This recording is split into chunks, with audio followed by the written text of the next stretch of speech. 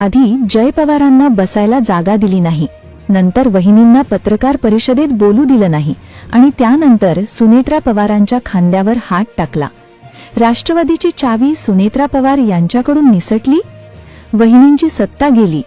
3 घटना ज्याने दादांची राष्ट्रवादी 2 मोठ्या नेत्यांनी बळकवली। गेल्या 24 तासात अशा 3 घटना घडल्या की ज्याने महाराष्ट्राच्या राजकारणाला एक मोठा धक्का बसला आहे।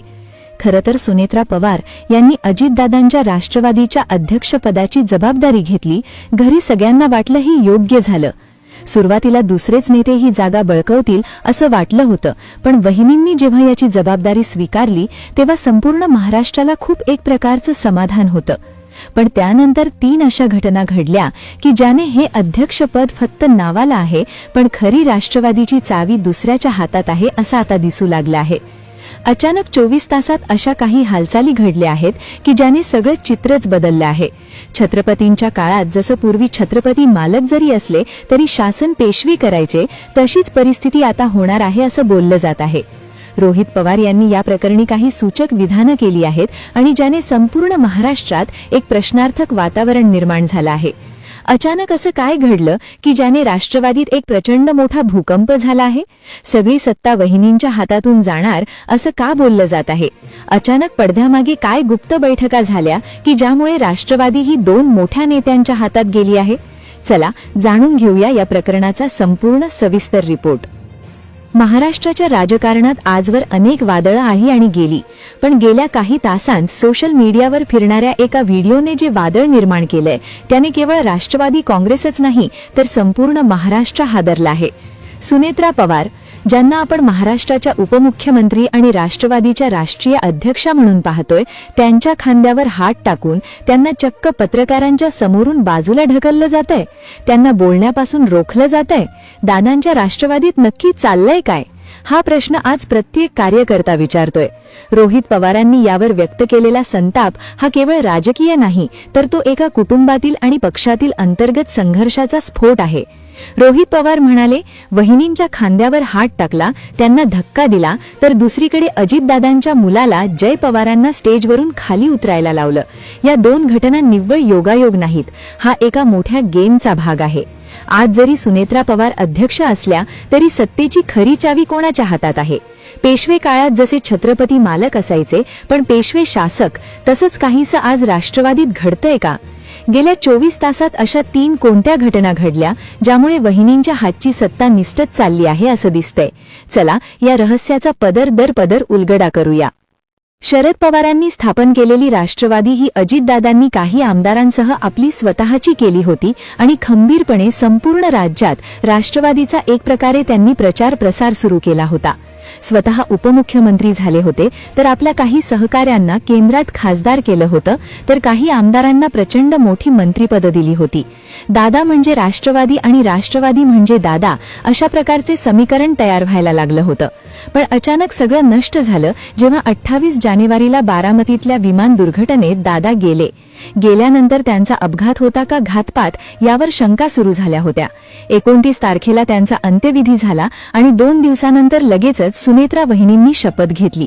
आता खरं तर त्यावेळेस अनेक शंका सुरू झाल्या होत्या की शरद पवार हे राष्ट्रवादीला आपल्याकडे घेतील आणि त्यांच्याच मार्गदर्शनाखाली राष्ट्रवादी पक्ष चालेल। पण अचानक इतक्या वेगाने घडामोडी घडल्या की जेव्हा शरद पवारांना विचारण्यात आलं की तुम्हाला याविषयी काय वाटतं, तर ते म्हणाले मला काहीच कल्पना नाही। पण त्यानंतर वहिनींनी शपथ घेतली। शपथ घेतल्यानंतर पदभार स्वीकारला, सगळी कामं व्यवस्थित सुरू झाली आणि त्यानंतर मुद्दा उभा राहिला राष्ट्रवादीच्या अध्यक्षपदाचा। सगळ्यांना वाटत होतं दुसराच कोणीतरी अध्यक्ष होईल, पण जेव्हा वहिनींनी त्याची जबाबदारी स्वीकारली तेव्हा सगळ्यांना समाधान वाटू लागलं। पण त्यानंतर जो खेळ सुरू झाला त्याची कल्पना कोणालाच नव्हती। सध्या मीडियामध्ये, सोशल मीडियावर आणि टीव्हीवर हे जे प्रकरण आता दिसत आहे ते प्रकरण साधं नाहीये, तर त्याची सुरुवात खूप आधी झाली होती। गेल्या 24 तासात ज्या 3 घटना घडल्या, ज्या घडामोडी घडल्या, त्याने आता ज्या स्ट्रॉंग दिसणाऱ्या, सगळी पॉवर हातात असलेली दिसणाऱ्या वहिनी आहेत, तर त्यांच्या हातातून सगळ्या चाव्या आता निसटल्या आहेत असं बोलू लागले आहेत। आपल्या सगळ्यांना माहित आहे की अजितदादा एक असं नेतृत्व ज्यांच्या शब्दाला पक्षात आव्हान नव्हतं। अजितदादा एक असं नेतृत्व ज्यांच्या शब्दाला पक्षात आव्हान नव्हतं। पण त्यांच्या अपघाती निधनानंतर अवघ्या काही दिवसांतच चित्रात बदल व्हायला सुरुवात झाली. खरं तर सत्तेचा हा खेळ दादांच्या निधनानंतरच्या तिसऱ्या दिवशीच सुरू झाला होता. जेव्हा संपूर्ण महाराष्ट्र शोकसागरात होता तेव्हा पक्षाच्या कोर कमिटीच्या बैठका गुप्तपणे सुरू झाल्या होत्या. या बैठकांमध्ये पहिला मुद्दा हा होता की दादांचा वारसा कोणाकडे. नैसर्गिकरित्या सुनेत्रा वहिनींचं नाव समोर आलं, पण हे नाव समोर येत असतानाच पडद्यामागून काही अटी आणि शर्ती लादल्या गेल्या. प्रफुल्ल पटेल आणि सुनील तटकरे, जे दादांचे अत्यंत विश्वासू मानले जायचे, त्यांनी वहिनींच्या सांत्वनापेक्षा पक्षाच्या भविष्याची काळजी अधिक दाखवायला सुरुवात केली. सुरुवातीला असं सांगण्यात आलं की वहिनींना राजकारणाचा अनुभव नाही, त्यामुळे त्यांना गाईड करण्यासाठी आम्हाला सोबत राहावं लागेल. पण हे गायडन्स हळूहळू कंट्रोलमध्ये कसं बदललं हे कोणालाच कळलं नाही. सत्तेच्या या पहिल्या टप्प्यावर वहिनींना भावनिक साथ घालून गप्प करण्यात आलं. त्यांना सांगण्यात आलं की दादांचं स्वप्न पूर्ण करायचं असेल तर आम्ही सांगतो तसंच पाऊल टाकावं लागेल. इथूनच वहिनींच्या स्वातंत्र्यावर गदा यायला सुरुवात झाली होती. पक्षाच्या कार्यकर्त्यांना वाटलं की हे नेते वहिनींना मदत करतायत, पण वास्तव हे होतं की ते स्वतःसाठी एक सुरक्षित कवच तयार करत होते. ज्या राष्ट्रवादीवर दादांची पकड होती ती पकड आता एका व्यक्तीकडून निघून एका गटाकडे जाऊ लागली होती. सुनेत्रा वहिनींचा उपमुख्यमंत्री म्हणून होणारा शपथविधी हा महाराष्ट्रासाठी एक ऐतिहासिक क्षण होता. पण या सोहळ्याच्या पडद्यामागे जे घडलं ते अत्यंत धक्कादायक होतं. शपथविधीच्या आदल्या रात्री देवगिरी बंगल्यावर काय घडलं? सूत्रांच्या माहितीनुसार त्या रात्री वहिनींना मंत्रिपदाची शपथ घेण्यापूर्वी एक लांबलचक ब्रीफिंग देण्यात आलं. हे ब्रीफिंग कोणी दिलं तर प्रफुल्ल पटेल आणि सुनील तटकरे यांनी. त्या रात्री वहिनींना स्पष्ट सांगण्यात आलं की मंत्रालयात तुमचा कारभार कसा चालेल, तुमच्या फाईल्सवर कोणाची देखरेख असेल आणि तुम्ही मीडियासमोर काय बोलणार. एका अर्थाने उपमुख्यमंत्री पदाची खुर्ची वहिनींची होती, पण त्या खुर्चीचा रिमोट कंट्रोल या दोन नेत्यांनी स्वतःकडे ठेवला होता. शपथविधीच्या दिवशीही तुम्ही कॅमेरे बारकाईने पाहिले तर लक्षात येईल वहिनींचे वागे पुढे हे दोन नेते सावलीसारखे होते. कोणाला त्यांच्या जवळ जाऊ द्यायचं आणि कोणाशी त्यांनी हस्तांदोलन करायचं हे सुद्धा इशाऱ्याने ठरवलं जात होतं. मंत्रालयात जेव्हा वहिनींनी पहिल्या फाईलवर सही केली तेव्हा त्यांच्या खांद्यावर वाकून प्रफुल्ल पटेल काय पाहत होते? हा केवळ कौतुक करण्याचा भाग नव्हता, तर आम्ही आहोत लक्ष ठेवून असा तो संदेश होता. पार्थ पवारांनाही शेजारच्या खुर्चीवर बसवण्यासाठी पटेलांना इशारा करावा लागला. यातच सगळं आलं. स्वतःच्या घरात आणि स्वतःच्या पक्षात पवारांना कोणाच्या इशाऱ्याची गरज का भासावी? आता वळूया त्या 3 महत्वाच्या घटनांकडे ज्या गेल्या 24 तासांत घडल्या. पहिली घटना, राष्ट्रवादीचं राष्ट्रीय अधिवेशन. हजारो कार्यकर्त्यांच्या उपस्थितीत हे अधिवेशन पार पडलं. मंचावर राष्ट्रवादीचे दिग्गज नेते विराजमान होते. सुनेत्रा वहिनींना राष्ट्रीय अध्यक्ष म्हणून घोषित करण्यात आलं. पण याच मंचावर एक अशी घटना घडली जिने दादांच्या समर्थकांचं काळजात सर्र झालं. जय पवार, अजितदादांचे सुपुत्र, जे पक्षाचा तरुण चेहरा मानले जातात, ते मंचावर मागच्या रांगेत बसले होते. अचानक प्रफुल्ल पटेल तिथे येतात आणि जय पवारांना काहीतरी सांगतात.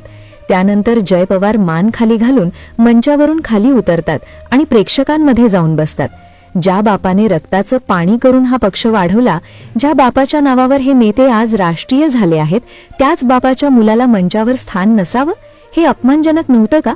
कार्यकर्त्यांमध्ये कुजबूज सुरू झाली. दादा असते तर पटेलांची ही हिंमत झाली असती का? ही घटना स्पष्ट संकेत होती की आता या पक्षात पवार आडनावापेक्षा पटेल तटकरे हा गट वरचढ झाला आहे. जय पवारांना मंचावरून खाली उतरवणं हा केवळ एका मुलाचा अपमान नव्हता, तर तो अजितदादांच्या वारशाचा अपमान होता. दुसरी घटना, अधिवेशनानंतरची पत्रकार परिषद.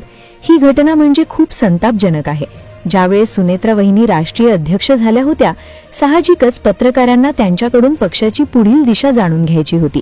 वहिनी माईक समोर आल्या, त्यांनी बोलायला सुरुवात केली, पण त्या 5 मिनिटं सुद्धा बोलल्या नसतील तोच प्रफुल्ल पटेलांनी त्यांच्या खांद्यावर हात टाकला आणि त्यांना कानात काहीतरी पुटपुटले. त्यानंतर जे घडलं ते कॅमेऱ्यात कैद झालंय. वहिनींना चक्क पत्रकारांच्या समोरून बाजूला सारलं गेलं. तुम्ही निघा आता, तुमचं झालं, अशा आविर्भावात त्यांना तिथून घालवून दिलं. त्यानंतर सुनील तटकरे आणि प्रफुल्ल पटेल यांनी त्या खुर्च्यांचा ताबा घेतला. अध्यक्ष बाहेर आणि चालक आत. पत्रकारांनी जेव्हा ओरडून विचारलं वहिनींना बोलू द्या, तेव्हा या नेत्यांनी त्याकडे जाणीवपूर्वक दुर्लक्ष केलं. यावरून एक गोष्ट स्पष्ट होतीये की या नेत्यांना भीती वाटतीये की सुनेत्रा वहिनी जर पत्रकारांशी मोकळेपणाने बोलल्या तर त्यांच्या मनातील खदखद बाहेर येईल. त्यांना कंट्रोलमध्ये ठेवण्यासाठी मीडियापासून लांब ठेवलं जातंय. रोहित पवारांनी हाच धागा पकडला. वहिनींना धक्का देण्यापर्यंत या नेत्यांची मजल जाते, याचा अर्थ असा की त्यांना वहिनींच्या पदाचा कोणताही आदर उरलेला नाही. तिसरी आणि शेवटची घटना म्हणजे आमदारांची अंतर्गत नाराजी. सरोज अहिरे आणि सतीश चव्हाण यांच्यातील जे संभाषण लीक झालंय त्यातून हे स्पष्ट होतंय की आमदारांना सुद्धा वहिनींच्या जवळ जाऊ दिलं जात नाहीये. दादांनी कधी जवळ जाऊ दिलं नाही, आता वहिनींच्या तरी जवळ जाऊ द्या. हे वाक्य खूप काही सांगून जातं. याचा अर्थ असा आहे की राष्ट्रवादीत आज तटकरे पटेल हे दोन नेते एक भिंत बनून उभे आहेत. एका बाजूला सुनेत्रा पवार आहेत आणि दुसऱ्या बाजूला पक्षाचे आमदार आणि कार्यकर्ते. ही भिंत पार केल्याशिवाय कोणालाही वहिनींशी संवाद साधता येत नाही. जर हीच परिस्थिती राहिली तर लवकरच राष्ट्रवादीत मोठं बंड पाहायला मिळू शकतं. सुनेत्रा वहिनींच्या हातात सत्ता आहे असं वाटत असलं तरी प्रत्यक्षात त्या सत्तेच्या पिंजऱ्यात कैद आहेत की काय असा प्रश्न पडतोय. महाराष्ट्राच्या राजकारणात मालक पवार असले तरी शासक दुसरेच कुणीतरी होताना दिसतायत. येणारा काळच ठरवेल की वहिनी ही चावी स्वतःच्या हातात घेतात की या नेत्यांच्या हातातील बाहुलं बनून राहतात.